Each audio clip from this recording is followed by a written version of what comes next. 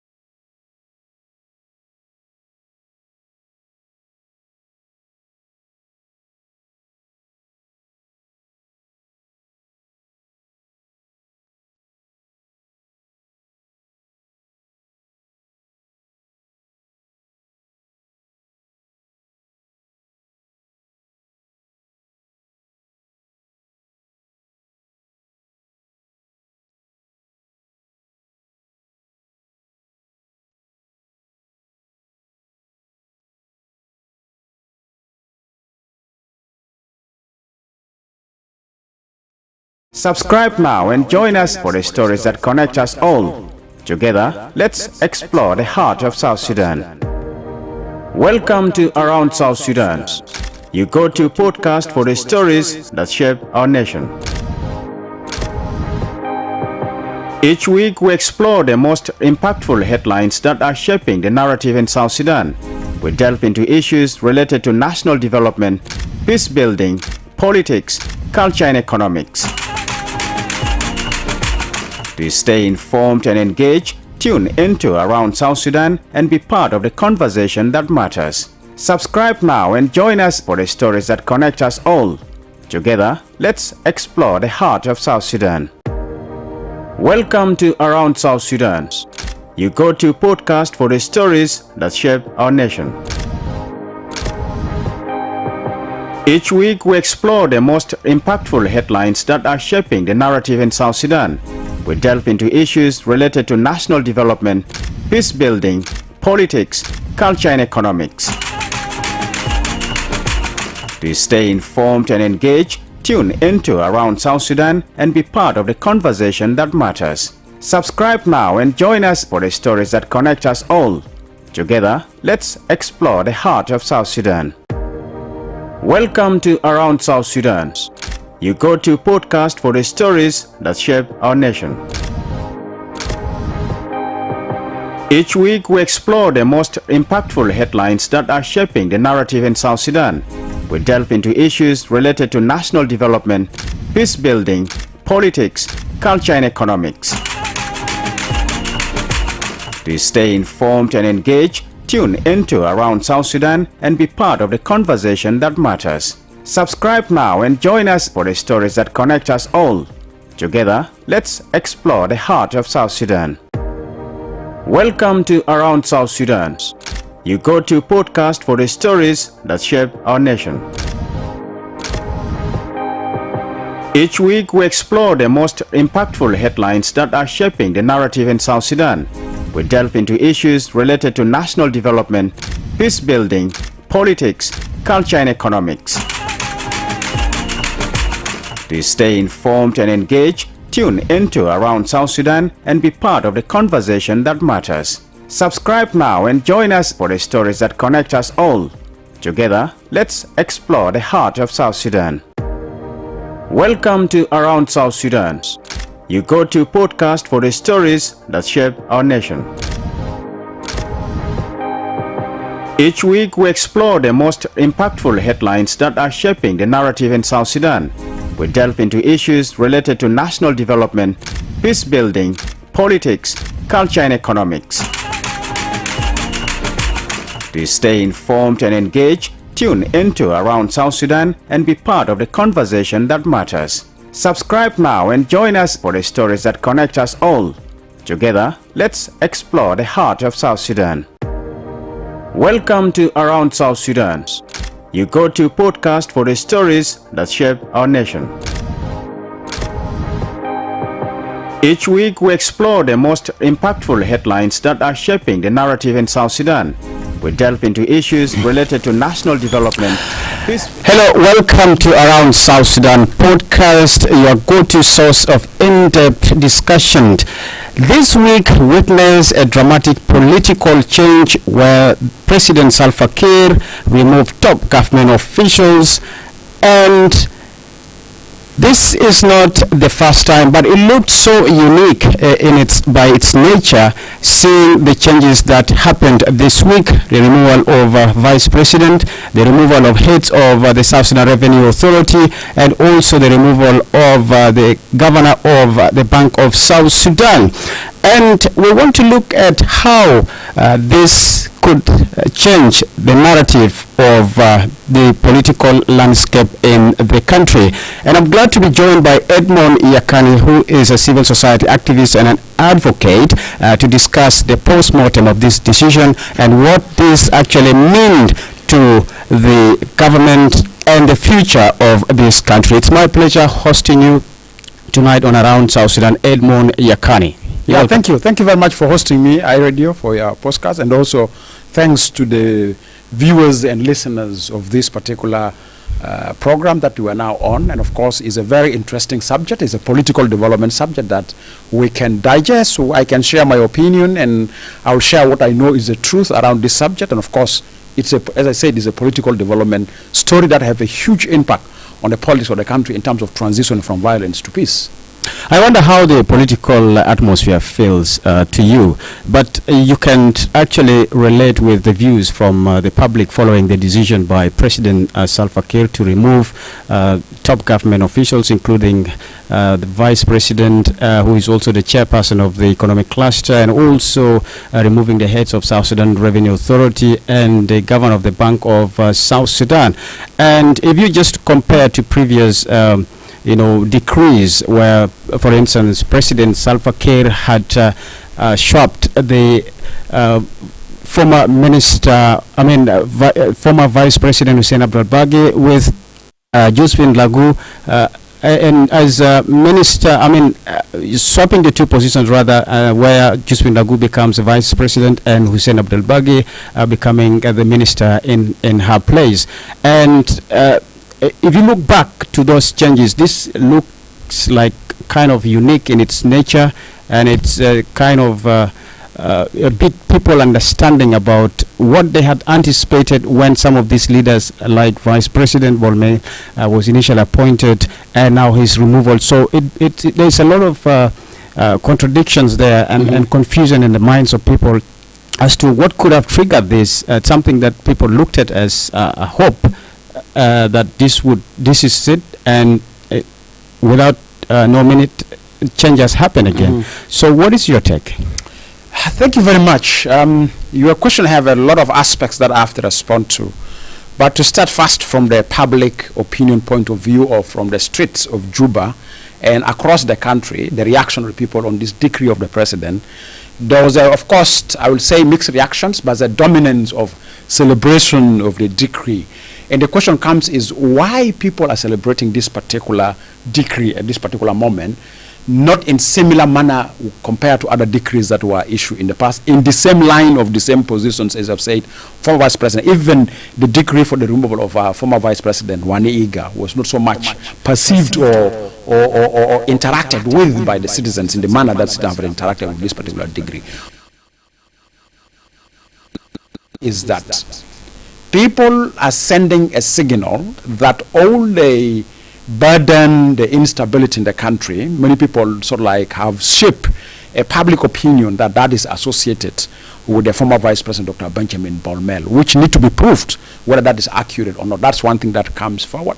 The other thing that made his decree more of public interest is when he was appointed, immediately there was a public messages going out that he is an alternative. He is the person we are looking for to be an alternative to the seat of His Excellency President. And if you see on the strip are saying, actually His Excellency President is grooming him as an alternative to take the seat of the presidency if it happened that there was an agreed upon peaceful exit of the current incumbent president, His Excellency President Salva, and then Dr. Benjamin Bolmel will be the alternative. And that actually even some people have gone further.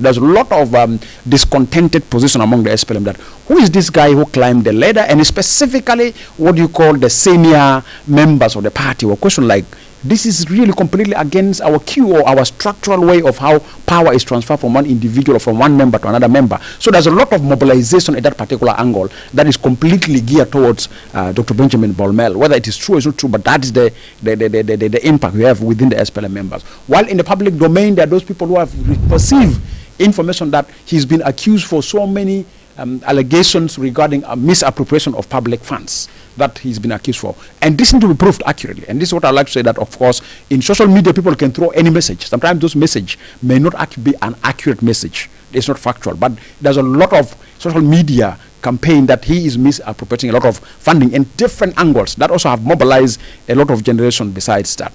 But that feed into the political stalemate that we're in. So people use all these analogy and start blaming Dr. Benjamin Bormel that he is architect of the current political instability or the stalemate that we are in, and specifically following much incident of Nasir incident and all these incidents that are going on, and also moving further, and people are saying, oh, look here, he's behind bringing foreign forces to the country which are well paid than our own regular forces in the country, like SSPDF versus UPDF payment. He's been blamed for that. So all those public messages that are there in the public domain in terms of sharing of public information shape the image of who he is. So when this decree comes, people say, yes, this is an end to this analogy or to these sentiments that we're hearing on the streets or to this public opinion on the street. That's what people have reached. And you can see in some parts of the country there's a celebration that even it involved opposition joining incumbent members of the party, of the SPLM, also joining hands together celebrating that. So for me, that's what comes in. But the ultimate goal that this decree have sent, and specifically for people who are not political party members, who are like civil servants, traders, religious leaders, what they have learned or their takeaway from this decree is that under the leadership of His Excellency President Salva Kiir Mayardit, nobody remain untouchable. It means everybody under the leadership of His Excellency President Salva Kiir is touchable.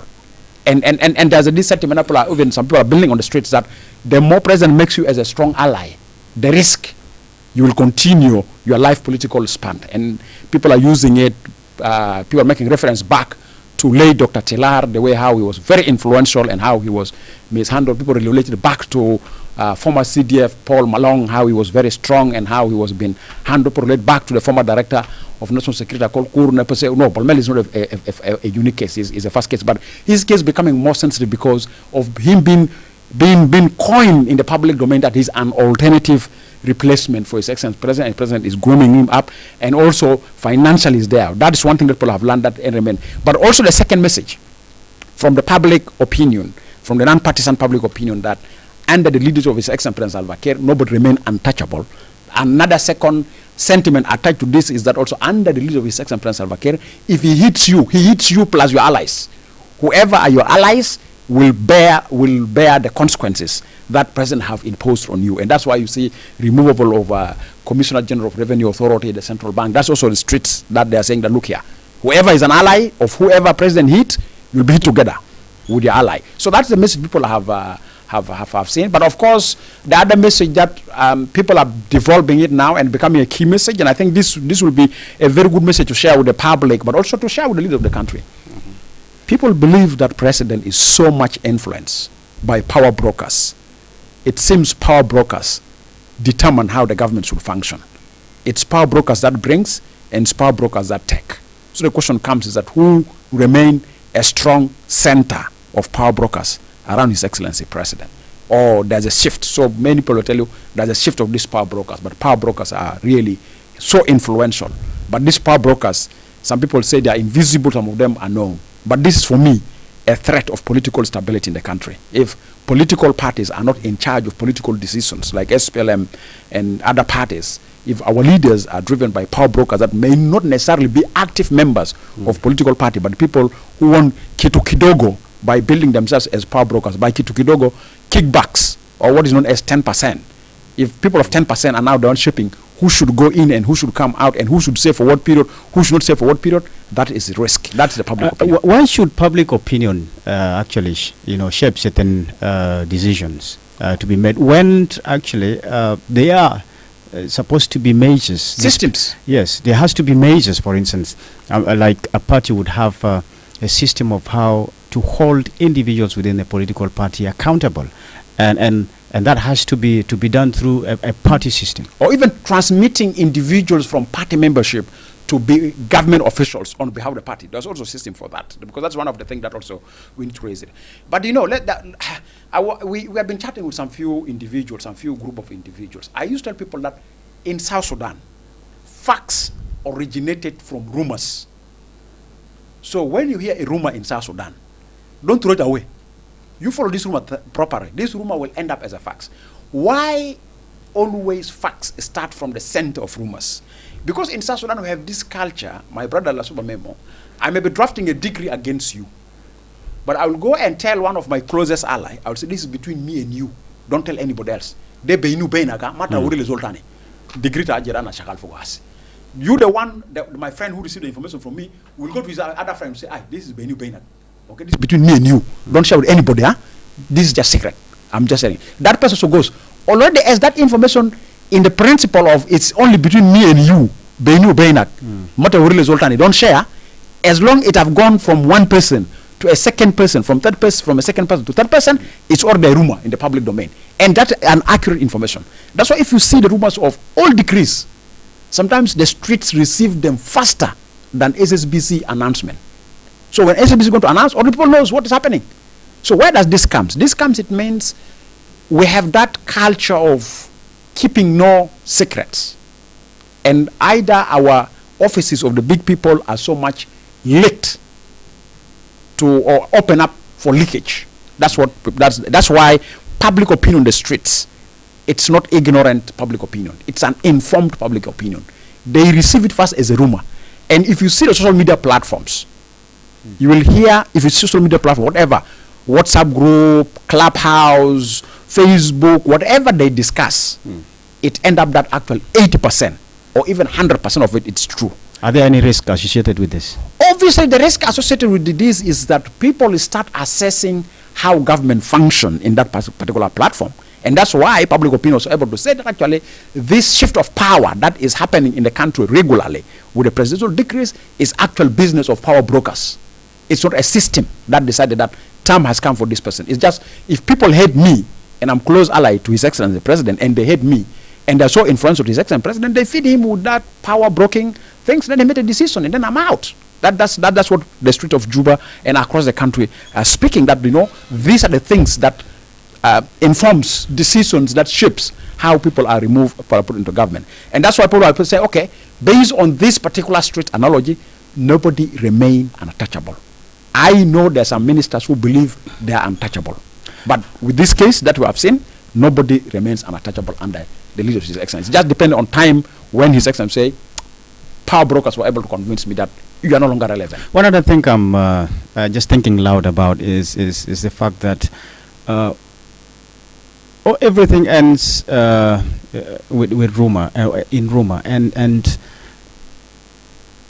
I looked at it from a personal perspective, like if a decision has affected me because of the allegations that have been made against me, allegations that are not actually proven, allegations that are on the streets, and in the end I am actually taken out from my position, and I'm punished for it. I'm punished for it that way, without even the due process of the law, without being at least arraigned in the court for me to prove myself, either right or to be prosecuted.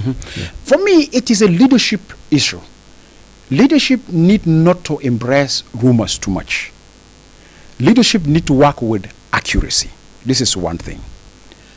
Number two, if leadership had these rumors and leadership is convinced with the rumors, the people who generate these rumors should be witnesses when the leadership take a decision that this rumor, we need to see justice and accountability prevail.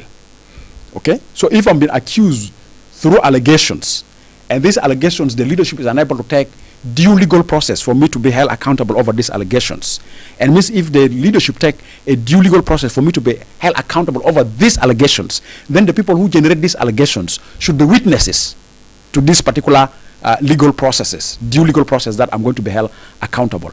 Otherwise, if we only qualify rumors and we make a decision on rumors, there's a high likelihood that actually we are undermining the testing of the law, which is a key central center in the rule of law.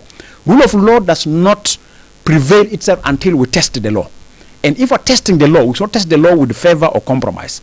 And we should not use the process of testing the law as a weapon to hitting somebody. So I think for me, it's a leadership that makes me so that if there's a rumors, these rumors are generated, verify, qualify, people behind the whatever the action behind the rumor is held accountable in a due legal process, in a competent court of law, and those who generate the rumors are witnesses to the rumors that they have generated to qualify evidence against or evidence for trial of whoever is being an accused or whoever is being leveled as a perpetrator, and that will stop the citizen for engaging in rumors. Citizens will remain in rumors as long accountability and justice does not prevail. That's one thing that I would like to put forward.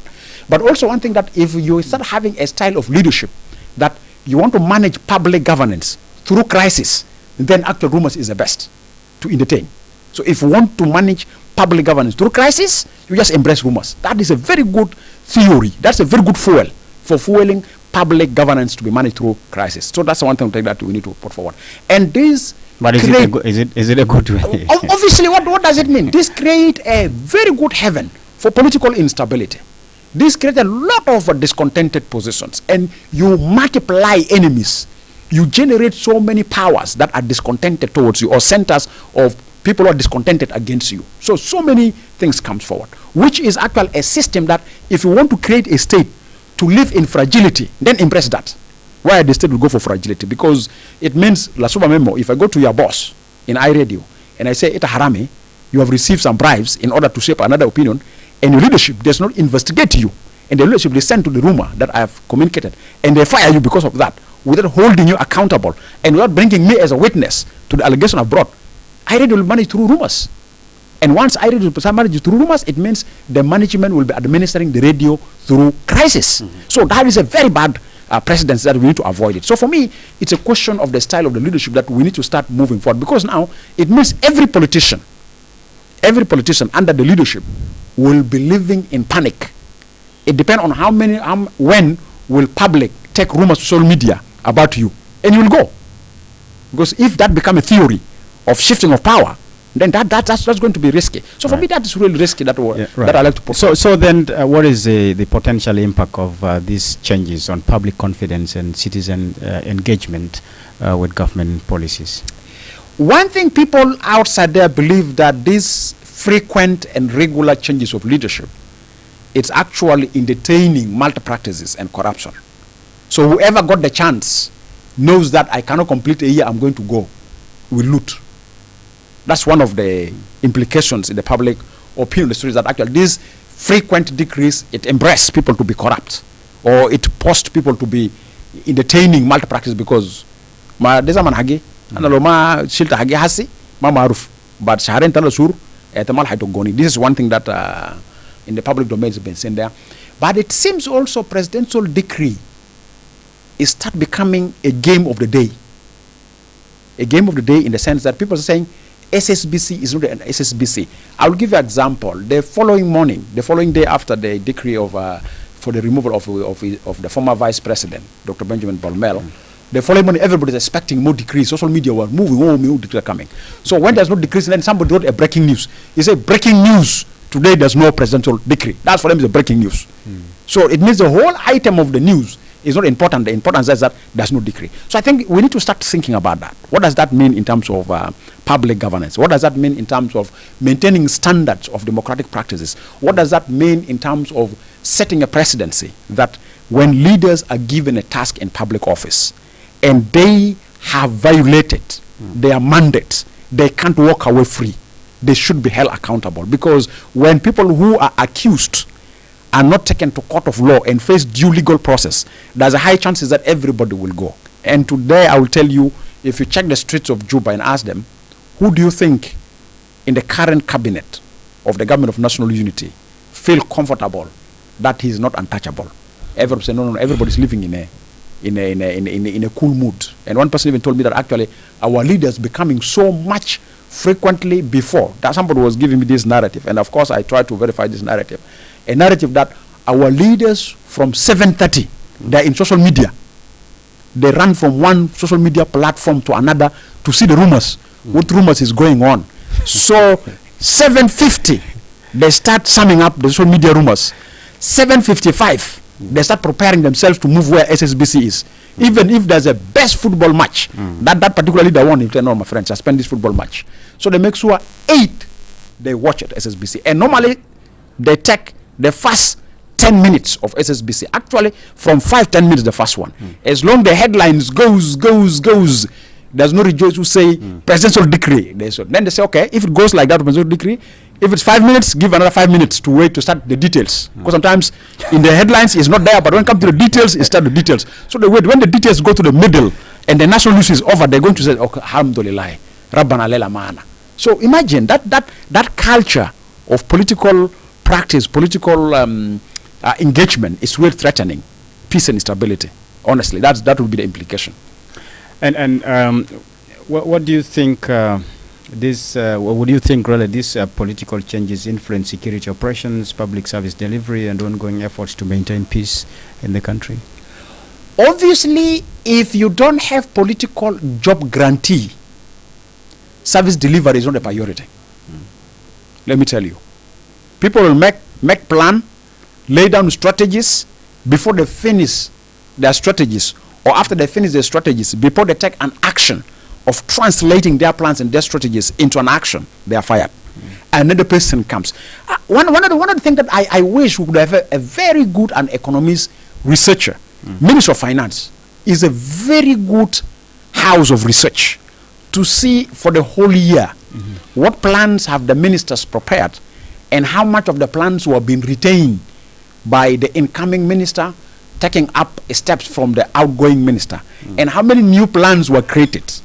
Likely, proper planning, strategy, Minister of Finance is being destabilized by the consistent and regular shifting and change of ministers of finance. But also this tells you in the sense that when people comes through power brokers, they start actually even undermine the central authority that have a responsibility of holding them accountable.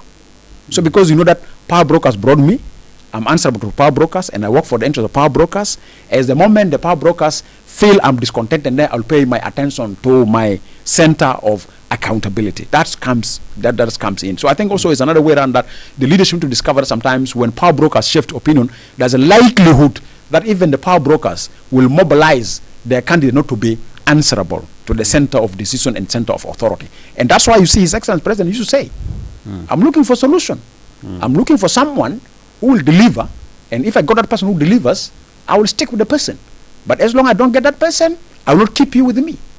So that sentiment, it tells you very clearly that how power brokers operate. But of course, as I said, the leadership of the country, the leadership have the prerogative to decide on the fate of anybody. But if that decision is a power brokers informed, it's going to be terrible. So what does that mean? This means political stability is going to be challenged in the country, and also building social cohesion, because every now and then whoever leave the government live with a discontented position and likely looks for whoever is there out there for opposition of the incumbent. They'll take alliance or they pay allegiance to any opposition because they believe have been badly humiliated or have been badly removed from the government system, and that age opposition. And I think that's a point of view that now, that's why I call upon parties.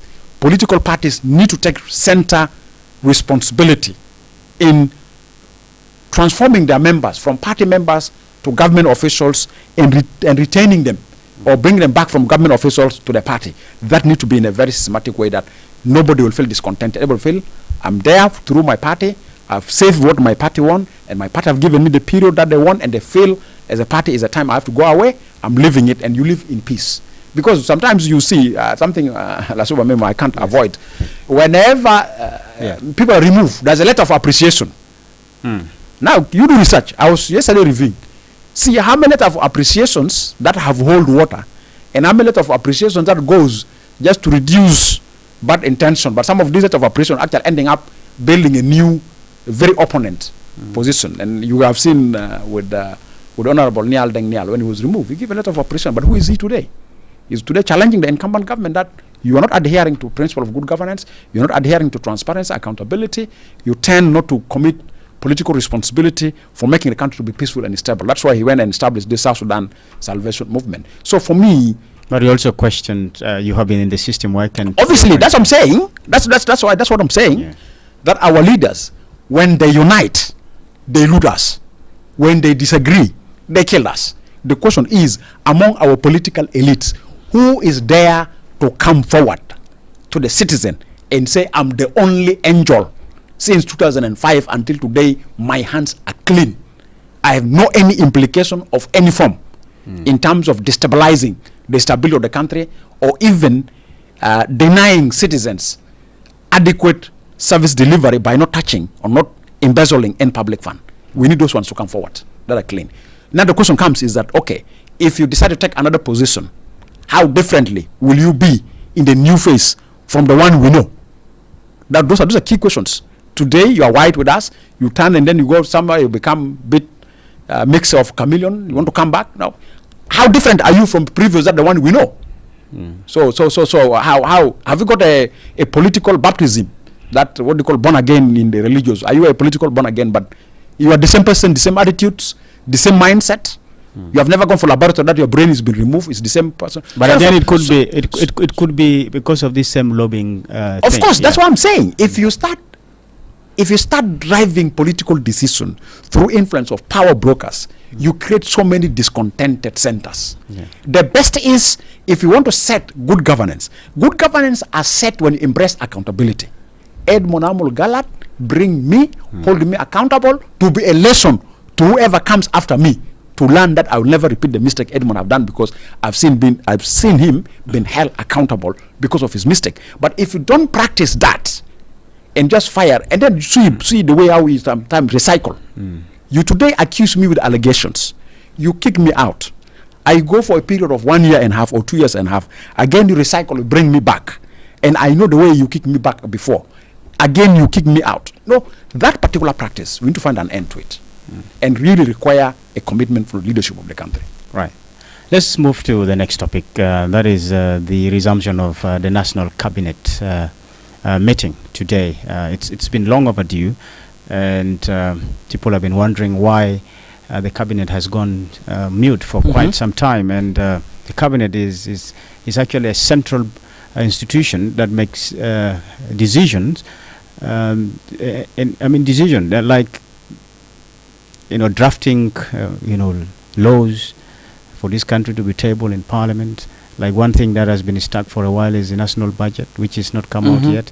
So it has a very central role in ensuring a country moves forward.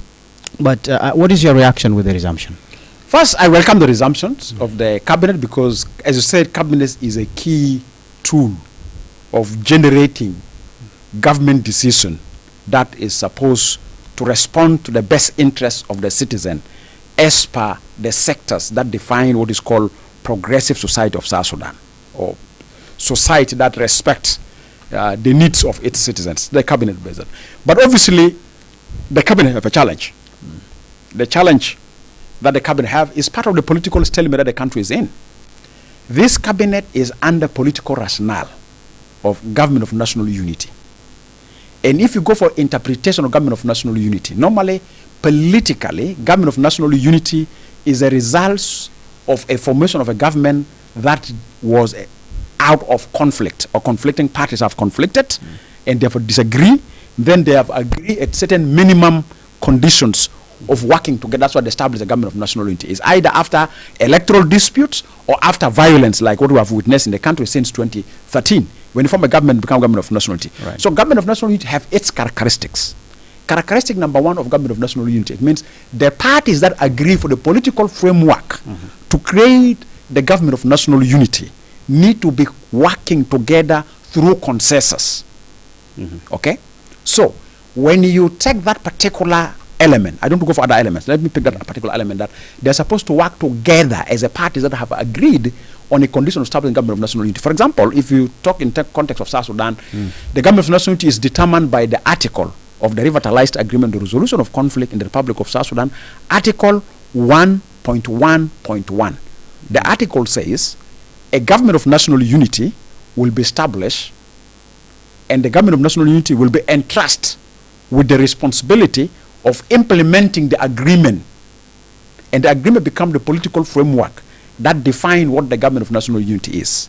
Now, in the situation where the parties of the agreement are not in same page, the identity of the government of national unity is questionable. And that's why the cabinet have to go for long. Why the cabinet have to go for long? Because one party who is a signatory to the agreement is completely under attack by one party that also signed the agreement together with them. So you see the position of the IO. So absence of first vice president, first vice president who is suspended, who is facing trial. Some of his members that are not there, swapping of removal of some of his ministries, that have paralyzed what is called the political principle of the cabinet as a cabinet of government of national unity. So that's why it take long. So they resuming it for me is a good one, is a welcome one, because we have been demanding for long. But if they resume it, they need to answer the challenges of the identity, which is the identity is government of national unity. So they need to repair that damage that have undermined the cabinet to become of government of national unity. It means they need to respond to the challenges that face some of the parties that are parties to the government of national unity. For instance, one time I was chatting with some members of the FDs. They say, look here, our Minister of East African is one of our official member of FDs, is now longer there, so we FDs were no longer there in the part of it. So this government is no longer government of national unity. It's only the SPLM running it, the IG, SPLM, IG running it, because we as FDs were not there, IO is not there, so we as a principal were not there. They have SOA with them, they have Mama Rebecca with them, they have Tabandeng with them, but as the identity of government of national unity is not there. So that's a challenge. And it's the same sentiment that we can hear from the IO, that we are not part of that particular, though they have some members inside there. So for me, I think if the cabinet resumed today, which I strongly welcome it, I appreciate that, but So- they should really resolve the question of the identity and inform us. And I think the best way, if I'm asked to give a political advice to the cabinet in their first meeting of today, I will actually beg the cabinet with high respect, in constructive manner, for the cabinet to actually urge the leadership of the country for them to commission an inclusive political dialogue among them as a parties signatory to our access to renew political consensus on how to administer the government of national unity, which in turn help them to reach political decisions on how to implement the pending task of the political transition through the provisions of the revitalized agreement on the resolution of conflict in the Republic of South Sudan, or what is called as 2018 peace agreement. If they reach that today, and that is the public information they're informing us, that will be really a very impressive position. That will be a really pathway that they're setting for the country to transition from violence to peace through the holding of the elections, whether being December 2026. And of course, extension is no longer imminent. People are really challenging extension. And that's what we're saying. There's a political or leadership legitimacy crisis, looming legitimacy crisis. And the looming one is 22nd December, which will determine really this year how really whether they are going to resolve the political legitimacy crisis or they don't have solution to the looming leadership legitimacy crisis. Yeah, don't you think there are other alternatives? If there are no elections, they can amend the constitution. No, the question comes, is extension something that again people want to hear? And they have promised the citizens the second last extension. The first one is our making. We have our roadmap. The second one, we are caught up, we don't have funding. What reason will you have this one? And this one, in advance, you have already made a public statement. No more further extension. And in return, that means no more further postponement of the elections. What else do you want to get it? So the only thing that they have as a leadership legitimacy crisis is come 22nd December 2025, they are unable to pronounce the geographical constituency for the elections. Citizens will be waiting. Come 22nd September 2026, they have no option of again having a 4 hours amendment of the constitution, which is supposed to be done in 3 months. And number two, if you reach to that moment without fixing the political crisis of the identity of government of national unity, the consent of the IO is no longer there. You're going to have a lot of regional dispute, international dispute about whether really your extension is legitimate in terms of the framework of the signatories to the other access having consensus. Because remember, in all the extension, they need to reach consensus. And that's when they reach consensus, they can't disagree. In 4 hours, they're able to amend something that's supposed to be done in 3 months. And they're unable to implement an agreement of 2 years for the last 7 years because there's no consensus. So you need to get consensus to have that extension. So that means the only option they have before them is a dissolution of the current government and then formation of an interim government. But what does that mean in relation to the framework of the agreement they are access? So the best way option they have is for them to reach quickly a dialogue in this month of November, provide an answer in 22nd December, and the answer must be that election is imminent.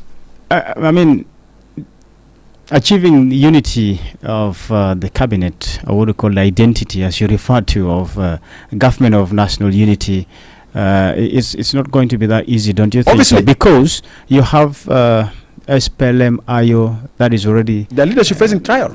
Their leaders is facing trial, and they are divided into splinter groups. Yes. Following the, house arrest of their leader. Besides, this confrontation is going also between their military wings in some parts of the country. So you can hear Lamboth, the spokesman of the SPLIO, issuing a statement. The enemy try to approach us, we repel them back, or we have liberated from the enemy, or we have really hit the enemy back. They have bear a lot of severe losses, and we have captured from them this number.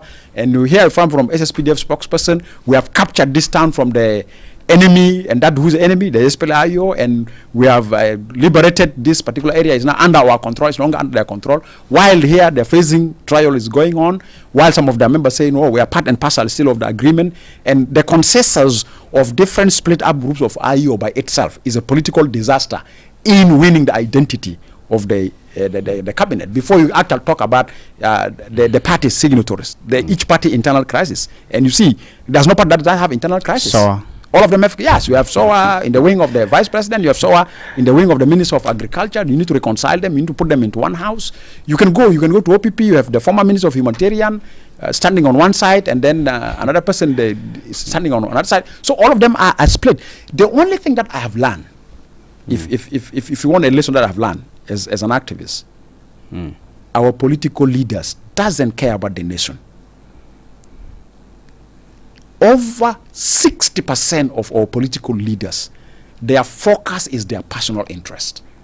What is the indicator? Is that from a survey? What is the proof? No, what is the proof? Audience are listening there. What is the proof? The proof, the splits. If you really have the country in your heart, if you have the nation in your heart, we can disagree with you, but doesn't mean that we should split with you and create conflicting position in securing stability of the country. Actually, our focus on the stability of the country forces us to talk, forces us not to confront each other. So if our focus on the stability of the country does not make us have a dialogue among ourselves, make us to opt to military solution to our political differences, is the country really our priority?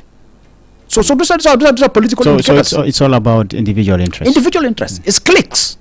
Cliqueism in politics, individual interest in politics, and personal egos and grievances that you have historically, you want to impose. That's what I'm saying. Somebody asked me, what is the underlying factor of political crisis in South Sudan? For me, number one is political egos and these grievances. That's why I like to buy sometimes this concept of Adwog Nyaba, and I'm a strong promoter of that concept, that actually our leaders have unfinished wars of the bush. They are finishing them in the town. What we are suffering from is unfinished wars of our leaders, that they fail to finish them in the bush. They're finishing with us in the towns, in the ministries, in different institutions. They're finishing them up. I wish we would have finished their unfinished wars in the bush. When they come to run a government, they don't carry with them. These are grievances that have been brought from. Even the way how leaders are removed, brought in, all these things have linked with historical grievances that they have, egos that they have, use of tribal ethnic differences, use of political differences, and this culture of where a leader like president appoint you, and a leader task you that I'm bringing you here because citizens are fed up of political statements. Citizens want services. As you take the oath before the president, with that statement that president tell you, as a head of state, as an image of the following morning you go to the office, the first thing is that the first money you come across, you get this money to buy V8 for your children, to buy houses for your family. You start embezzling. And you forget the directives given to you by the appointing authority, that I brought you here because citizens are tired of statements. Well, I secure myself first. So why? That's why. This is an indicator. The concept, I secured myself first, it means the nation is not the first. Then you're there for yourself. And that's why also my appeal goes back to the president, that relieving them without holding them accountable is partly contributing to widening this culture.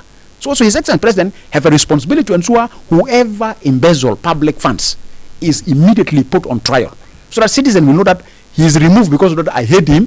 He is removed because power brokers came to me and told me to remove him. I remove him because he have contradicted the mandate and the purpose why I brought him to power, and he should be held accountable. And that is how rule of law prevail.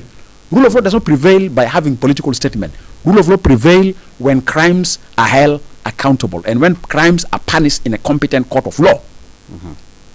So that's what I've learned. So for me, what is coming up is that we're building a new political trend, a new political culture, that we must manage public governance through crisis. And you see these things have a spillover. Even disagreements in the churches, crisis is the only way to manage it.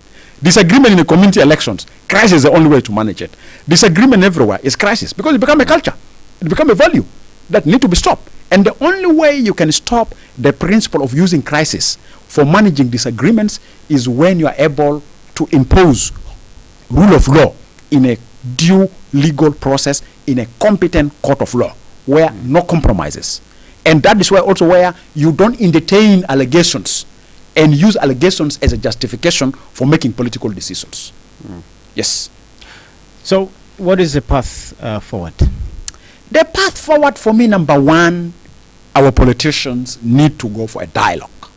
Our politicians need to sit down for a dialogue. Right now, the centers of discontented individuals is so much multiplied in the country. So dialogue is the only way that they need to follow. And then it has to be an inclusive dialogue.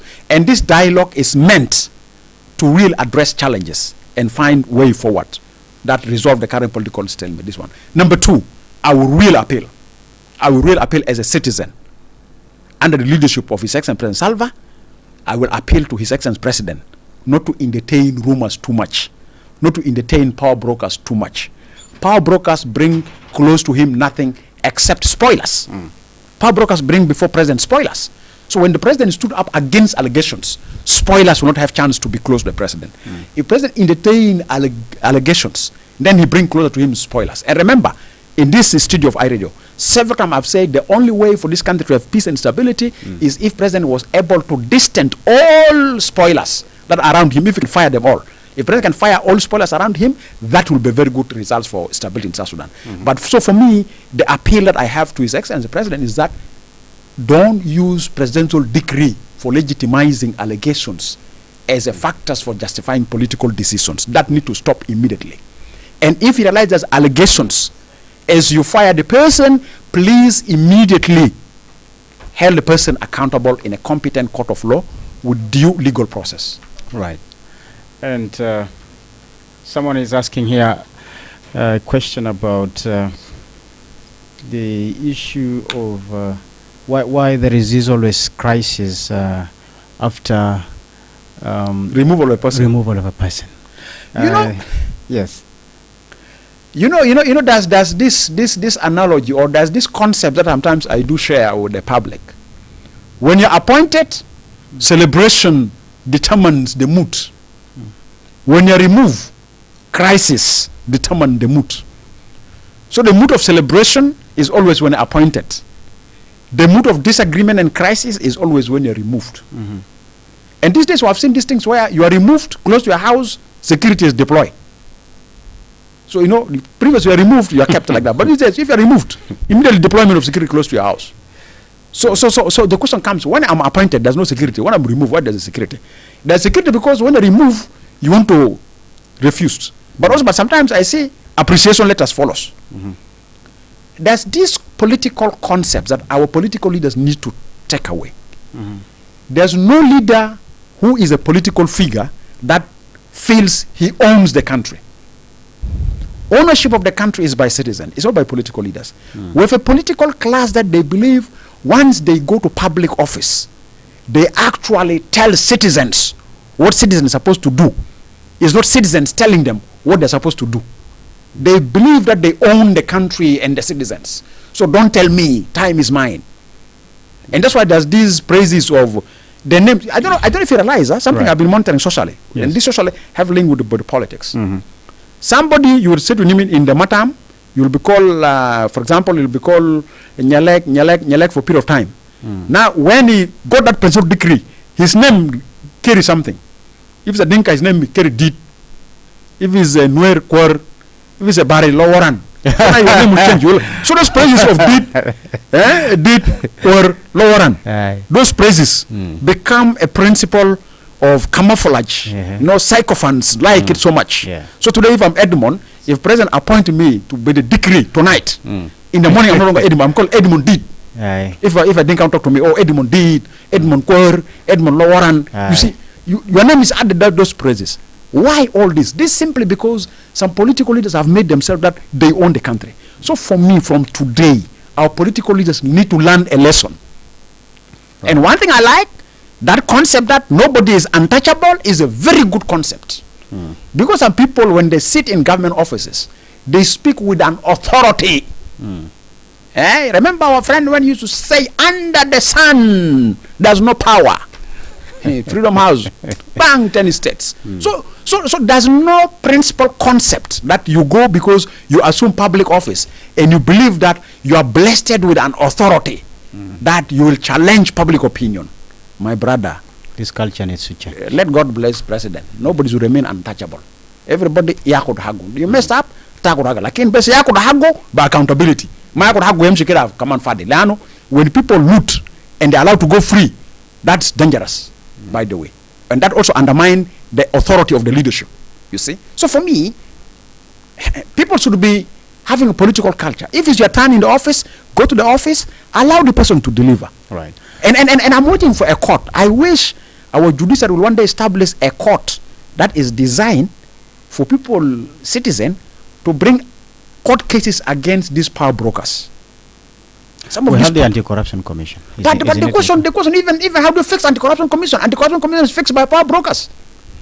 For Anti-Corruption Commission to function, Anti-Corruption Commission needs its brokers to broker the budget, to broker transfer of budget from finance, to broker the Anti-Corruption Commission to be had by the president. Ask the chairman of the Anti-Corruption Commission, how many times have we met His Excellency President, or how many times have we, even you go there, Stephen Wondu, the National General Auditor, have you had him in the media? For the last 4 or 5 years, he disappeared. Like even there's no Stephen Wondu in this, Honorable Stephen Wondu in this country. So it's us like, hey, who is auditing the books? Budgets, where is the budget? The budget financially have gone. How do you use those money? So MPs who are questioning that, MPs have been under target. So what the MPs have to do is MPs have to add deep core and Mutlawaran. You're an MP, you want to start Edimon did, so then you miss the decree. Now, so for me, it is completely going to have a shift of political attitudes, practice in the way we're administering public affairs. Despite these changes in leadership, leadership at all levels of government, whether it is at ministerial level, at state level, county level, and even top tiers. So we're still in the same situation, same problems: high inflation, liquidity crisis, insecurity, and so forth and so forth. So sometimes you ask question why these changes do not really bring about impact in the lives of the country. You have actually elaborated, but I still keep asking this question every time. Yes. There are the case studies. Are there case studies that we can call as success stories in change of power that deliver, and why do they succeed, and why other cases are not positive case studies or success stories in deliver power? Let me give an example. Have you visited Juba International Airport? You have visited Juba International Airport. Have you seen the shift in the Juba International Airport? I've taken a while. You have taken a while. For you to exit this. Of course, I keep moving around. Privilege. Of course. Now, if you look at Juba International Airport, there's a shift of change in the airport in terms of quality. Remember, we've been challenged by some international air companies that they may suspend their flights to Juba because our international airport does not meet international standard in terms of safety and security. Now, if you see that shift of Juba International Airport, if you give somebody a time to deliver, and if you give somebody a confidence of job security that I'm not listening to power brokers, I brought it. Look at the shift in Juba International Airport. That for me is a small success story, though it's not a big improvement, but at least you can feel that something is coming positive. The parking yard is improved, is there. Those Kushu Kalkana Swai was kicked out, those containers, does not say give image. So somehow, now, if you start using power brokers to administer business, this Juba International Airport development that we're seeing now, it will take us 10 years. Right. If power brokers start becoming part of it, that remove the, silu the, ujibu the. But when you keep somebody for long, that for me is a case study. In the Ministry of Finance, Central Bank, why we don't see improvement? Because power brokers determine. And if the theory of power brokers that we power brokers will survive by not allowing development to prevail, if that's the equation, and which I believe, most of the power brokers, that's the equation. Power brokers have crafted a formula. We will destabilize the leadership of the country, not to witness any development until our expectations are met. So if the expectation is that keep job remain unfinished for our job to function, that is it. So you fire this minister. How do you break this chain? It's leadership. It's His Excellency President to kick these power brokers off and put standards. Your Minister of Finance, 5 years, 5 years, 2 years, 2 years. I brought you, I pronounced to you, my friend, you are here for 3 years. A court attack is saying our politicians are producing more sycophants than future leaders. Do you agree? Obviously. No, it is true. What you say is true. Actually, most of our leaders that come and go become sycophants. Because sycophants is a good characteristics of power brokers. And that's why what I'm using this did. Today I'm Edmond. I'm Edmond. If I'm promoted by His Excellency President to whatever position, then he's here Edmond did, Edmond Quer, Edmond Loran. These are a bit of sycophants. And then because I go there, I want to impress, I translate the same thing. When I came to His Excellency President, when he's appointing me, as His Excellency issued decree today for me, Edmond, and I got the decree, I go to the office, I take oath before him, Chief Justice read the oath, I finish the oath, President address me. After President address me, I'm going to greet him. Do you know what I'll say? I'll say, Your Excellency, you are the only God-able given leader for this country. We will pray for you, for God to keep you in power for long. When President decided to remove me, I will repeat this statement to him. I'll go out there and say, no, this president is the most corrupt and professional. He is not capable of administering the country. But the day I received the power... You're making hypothesis, exactly. It's not real. No. I'm saying this is what we're hearing from politicians. How many politicians who have lost their jobs in the government and go out there and say, this government is not a genuine government. But when you receive the government, oh, thank you very much, let God bless you. So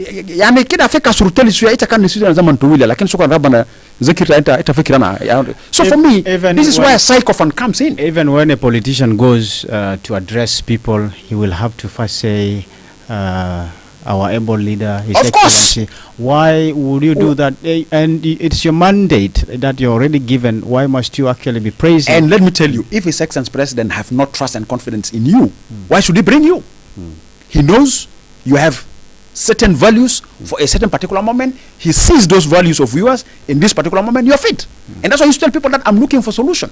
I'm looking for people who can fit things. But unfortunately, because we become sycophants, and sometimes we start joking. When presidents say, I'm looking for solution, we start joking. Sometimes you just sit down and review and take in-depth and understand what does that mean. That means he need people who deliver. And unfortunately, one thing that also in this country, even if you deliver, we don't get it to the point is that there's no reporting format. Performance. I've never heard of Minister of Finance reporting to the Parliament quarterly that this is the budget I've received for this quarter. Well, the law require. You know, administering public governance, the moment the law that you have agreed upon and you have the authority to translate that law into reality, you start undermining that law, you are inviting crisis. So undermining the law that we have agreed upon, the moment you undermine it, you are inviting crisis. So when Minister of Finance is unable to report quarterly to Parliament, actually the Minister of Finance is inviting crisis. And this is what we have witnessed for the last 5 or 7 years. Ministers, the moment they are appointed, they remain so powerful that even they are summoned by the Speaker, they will not respond. The Parliament summon them, motions, they go and report to the President, that motion is intended to do this, They create a lot of... And that's why when our brother was saying, hey, we are having so many sycophants in politics because of that. Sycophants is a clear demonstration of an individual that does not want to apply the law, want to dodge the law. And number two, because he want to dodge the law, he will start painting on you good picture, good songs, singing songs so that it gives you please, but he's not delivering. While he's been doing his sycophant work, he's looting. You fire him without accountability, he say thanks God. So people start fighting. When will I get decree? It's no longer to deliver service to the citizen. It's for me also to loot. Now your last remarks, Edmond Yakani. 1, on the changes that have been made, and 2, the resumption of the cabinet as we close. My remarks for the changes, my appeal goes direct to His Excellency President. That His Excellency President, as a symbol of our country, as our leader, need to really deal with the power brokers properly, and need to make sure that leaders who are having allegations, if they are to be removed, let due legal process takes place, and people should be removed with the reasons. People should be brought with the reasons. That's something that I like to bring forward. And in terms of individuals, when a given power as you receive, please have the same spirit when you remove. That's for me is really an appeal to our political leaders, but also the which they have demonstrated, especially the latest changes. Exactly. The other thing is that also I wish that His Excellency President should bring leaders with term of reference and with a given period of time, so So the performance is because I don't think that South Sudan lack human resource. I don't think that South Sudan lack professional human. No, South Sudan lack a system that embrace merits that South Sudanese have in their human resource. So it's also a question of management of human resource is a key thing that needs to be to be deployed to that level.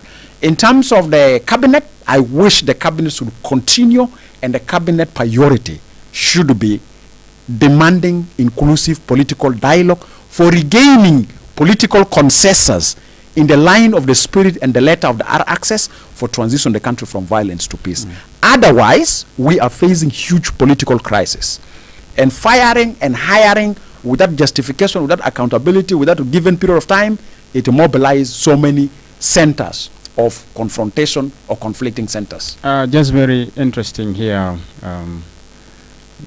Text from viewers. Parjun Mayom team, he said accountability and enforcing the law to whoever tamper with public resources must be brought back into our system.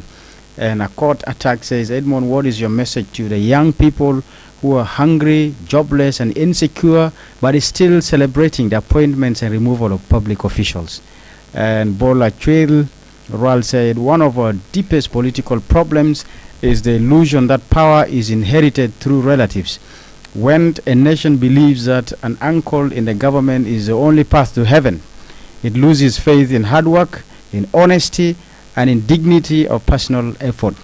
And Liz Joa says, please help us talk about the traffic, okay, who are making our life very difficult.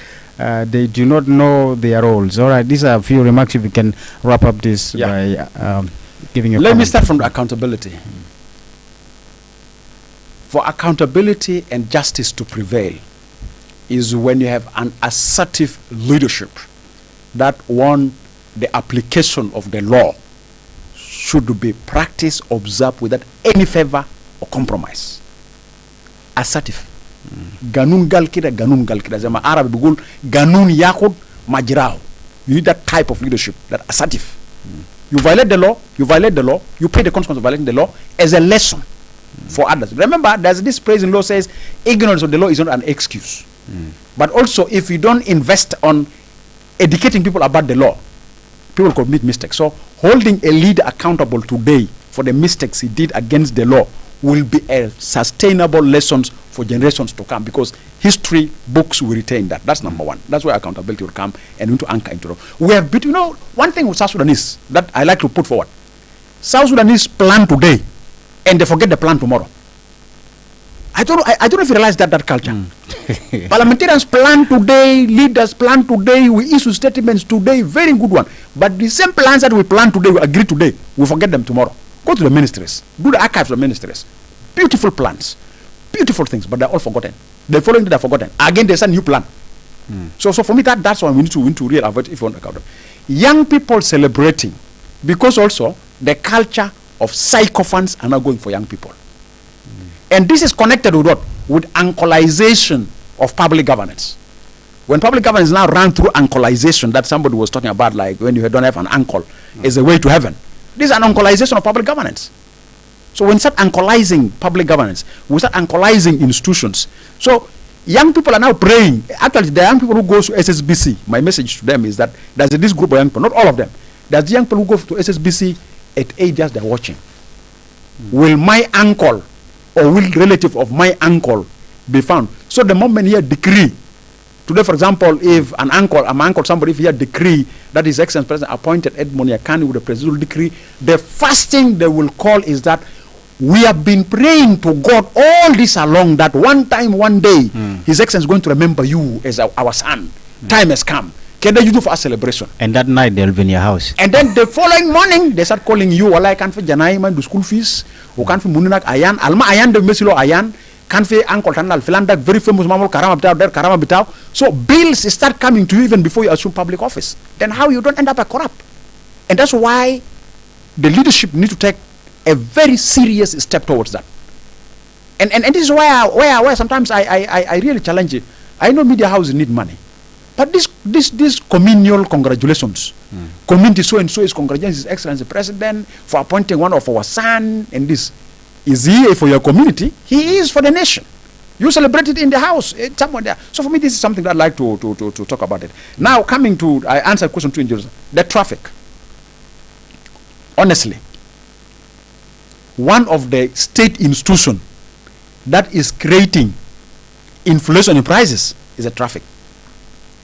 I wish the new director of traffic, I heard that the old director have gone. I saw in the social media there's a rejection, no rejection. He said there's no rejection. I accepted to go to another Bargazal.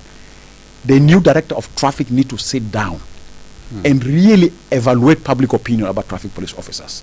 Even I'm suspicious that some people just buy uniform traffic and sufara, not really in the roll call, or because so the numbers. Like I'm asking, is quarter of our police all traffic police officers? And now even the virtual level, they start begging. And it means you have no mistake. What they want is you bring anything. I think that is really distorting the image of traffic. And this has given the foreign nationals. I've realized the foreign national. You know, there's this, whenever there's a trial of the court, the court trial, there's this roadblock close to the Juba. There's a block for Bullock police. Yes. You find there's traffic police officers there, military people, national security. I passed that route multiple times. I have seen foreigners that comes in a car with cash money. The moment they reach to the point where they ask, who are you? So who are you? He puts his hand outside the window. Then you find the person who talked to him, just give that adu kalemshe. What about if terrorists come with the money? We shall not compromise our security with the money. So for me, this goes back to our traffic police officers. Their welfare need to be catered for. Let's say professional traffic police officers, their welfare has been catered for and they have been followed. And then number 2, look at the junction around Crown Hotel. Can be adjusted. Right. They are somewhere collecting money. Where time we need them, they don't come. So for me, it's really a big deal. Yes, I'm afraid our time is really going that fast. But in just 1 minute, if you can respond to this, James Matur Cow is watching live from Addis Ababa. He's saying, my question is, the activist is the head of state the only one who can reset the system of governance, of accountability, or other politicians must be involved? If you don't respect the political rationale of why government have 3 organs, and if you don't respect division of labor around those 3 organs, if you don't embrace the intention of why those organs were established, then you can't set up a proper system, whether the head of state or whether politicians. So for me, His Excellency President need to stand up, making sure the intention that Constitution says judiciary is independent, judiciary must carry its independence. Legislative is oversight body to summon ministers. President must ensure any minister summon. And I wish presidential decrees would follow summons. I wish president issue a decree because a minister refused to respond to summon. That could have been a very good, beautiful decree that make institution to function. Because when ministers are summoned to the parliament, they refuse to come and they are not fired. Then who is this minister? Is he powerful than the president? Who is the parliament? The parliament represents as a citizen. So if minister can undermine reporting to parliament because I see the parliament does not have prerogatives to summon me as a minister, such a minister are supposed to immediately fired. Edmond Yakani. My message is, we wish to have peace and stability in this country, and the only way we can have peace and stability in this country if our leaders were able to use a political strategy of embracing dialogue for resolving their political discontented positions. For His Excellency President, my message is, as you deal with the spoilers of transition the country from violence to peace, please deal with the power brokers that undermine the authority that you enshrine in the decrees you issued. Power brokers are the main root causes of political instability and undermining the mandate of institution. If we're able to respect the mandate of every institution, we finance them without any selectivity, without any discrimination, we embrace them, this country will be a heaven, this country will be another Dubai in East African community. Thank you very much, Edmond Yakani, for the insight and taking your time off and to come and discuss with iRadio viewers and listeners issues that matter to them. And we'll always be privileged to have you every now and then to discuss thank you. Evolving stories in the country. And dear viewer, I am actually honored to have you viewing us live tonight. Let's have another version of this conversation next weekend when we return. From me to you, please do have a lovely weekend. Thank you. Okay. Thanks.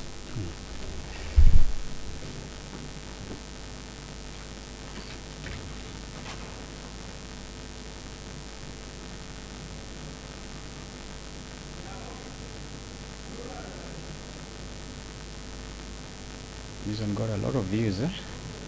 I know. No, many people. I don't know. Did you advertise?